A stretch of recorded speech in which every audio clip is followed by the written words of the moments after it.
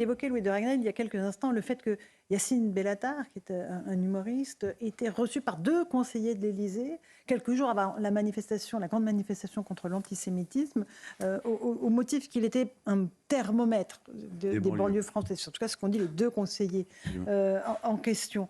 L'intéressé a confirmé qu'il avait bien été reçu par l'Élysée. Ça provoque la stupéfaction de Marc Toiti. C'est de coutume de recevoir, de recevoir des conseillers, des consultants de tous ordres, en fait. C'est qu'en fait, si vous voulez, moi, j'ai rien contre le fait que le président ou ses conseillers voient des capteurs, comme on dit aujourd'hui, des gens qui ont des sensibilités différentes, pour se forger une conviction, un avis. Mais première chose qui me surprend, c'est normalement, il n'y a pas de débat. En fait, le président n'aurait même pas dû réfléchir, aurait dû aller à la marche et éviter de rattraper cet échec de sa non-présentation, sa non-venue à la marche, par des prises de parole. Il y a eu énormément de prises de parole et qui n'ont absolument pas apporté des réponses, en tout cas à ceux qui attendaient la venue du président. Le deuxième élément, c'est que vous avez quelqu'un qui a été condamné pour violence, menace de mort, avec sursis pour menace de mort, et qui en plus c'est notoire, fréquente des personnes antisémites.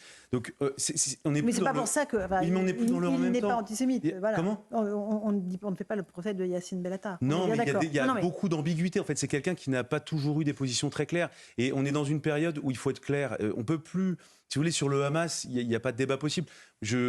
Pour moi, c'est assez binaire. Vous pouvez pas. Mais je pense qu'il a été très clair là-dessus, sur le fait que le Hamas était une organisation terroriste. Mais Yacine Bellatar, je ne suis pas sûr qu'il soit très clair sur le sujet. Je l'ai entendu, pour le coup, chez nos confrères, hier soir d'une autre antenne, et il était assez clair sur ce sujet-là. Bah, tant mieux. Est-ce que le fait qu'il soit reçu à l'Élysée vous pose problème, Marc? Oui, c'est surtout la décision qui est prise ensuite. Et la justification. En fait, M. Macron a dit je veux pas y aller parce que j'ai peur que ça mette le feu dans les cités. La France coupée en deux. Mais quel rapport? C'est ça. Mais attendez, moi je viens des cités HLM, je suis désolé, ça n'a rien à voir. C'est-à-dire, aujourd'hui on avait des attaques antisémites, je suis désolé, et la France malheureusement a une sale histoire de ce point de vue-là. On a vu ce qui se passe en Allemagne, qui a aussi évidemment une très sale histoire de ce point de vue-là. Mais aujourd'hui les Allemands, ils sont radicaux. Ça veut dire on ne touche pas justement, et on ne laisse pas ces dangers se propager dans l'économie, dans le pays, notamment en Allemagne. Alors les Allemands le font, et pourquoi pas nous? Alors, moi, c'est ça qui, aujourd'hui, je ne comprends pas. Et encore une fois, le président, c'est le président, effectivement, de tous les Français, mais en l'occurrence, là, il y avait un vrai danger. Ce n'était pas d'opposer telle contre telle autre personne, c'était justement de dire, je suis là. Quand il y a eu, M. Mitterrand avait manifesté pour Carpentras, M. Hollande, quand il y a eu les attentats, etc., c'était des présidents aussi, ils ont qu'à manifester. Donc je pense qu'aujourd'hui, il faut qu'il fasse attention quand même, M. Macron, parce qu'il est vraiment, vous savez qu'il était hors sol, et là il est vraiment en train de se détacher de la société française. Et je peux vous le dire parce que je vais tous les jours en ce moment en province faire des conférences, et je vois donc des chefs d'entreprise, et qui ont un discours, je peux vous dire aujourd'hui, extrême. Comprenez? C'est-à-dire qu'on se dit, on va peut-être tester autre chose. Comprenez? Des gens qui ont voté Emmanuel Macron. Oui. Donc, ses conseillers, il ferait mieux de lui dire ça, plutôt que de dire, va voir ça, attention, les cités, etc.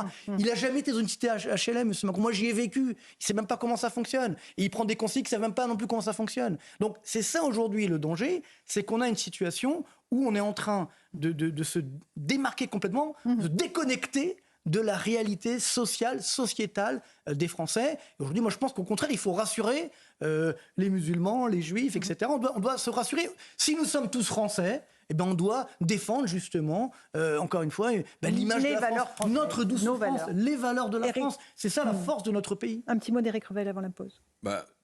Un grand mot. De Gaulle était conseillé par Couve de Murville, Pierre Messmer, Michel Debré, j'arrête là, je fais vite, Jacques Chirac par Pierre Juillet et Marie-France Garot, et donc Emmanuel Macron par M. Bellatar. Pas seulement. Vous savez parfaitement qu'il y a des centaines de personnes qui sont ses conseillers. Très bien, mais si vous voulez, sur le sujet, là, sur un sujet aussi important, dans un contexte aussi inflammable, pardonnez-moi, même si je vois le message politique, c'est de dire aux banlieues dont il craint l'inflammation, qu'il reçoit aussi des gens qui les représentent très bien. Mais quand vous voyez M. Bellatar sur une chaîne concurrente qui dit absolument, je l'ai fait et je vais conseiller parce qu'on ne défile pas avec le RN qui sont mes bourreaux, c'est l'argument qui aurait emporté la décision du président Macron de ne pas venir à la manifestation. Charlie n'était pas Nice, comme il dit. Donc, je rappelle la longue litanie des conseillers des présidents de la Ve République. Et puis après, effectivement, on peut rappeler qu'il a animé ce dîner du CCIF où étaient en en lot le gain, c'était le dîner avec Tariq Ramadan. Mais en fait, moi, ce qui me choque aussi, c'est finalement de se dire qu'on entend ce que dit Yacine Bellatar et que finalement, on consacre l'idée de la concurrence victimaire. Sauf qu'en fait, avec un discours du président qui nous disait 48 heures avant qu'on devait être unis et qu'on devait être un face à la montée de l'antisémitisme. Et donc, c'est le message inverse qui est inverse. Petite pause, on se retrouve dans un instant sur Europe 1 et sur CNews.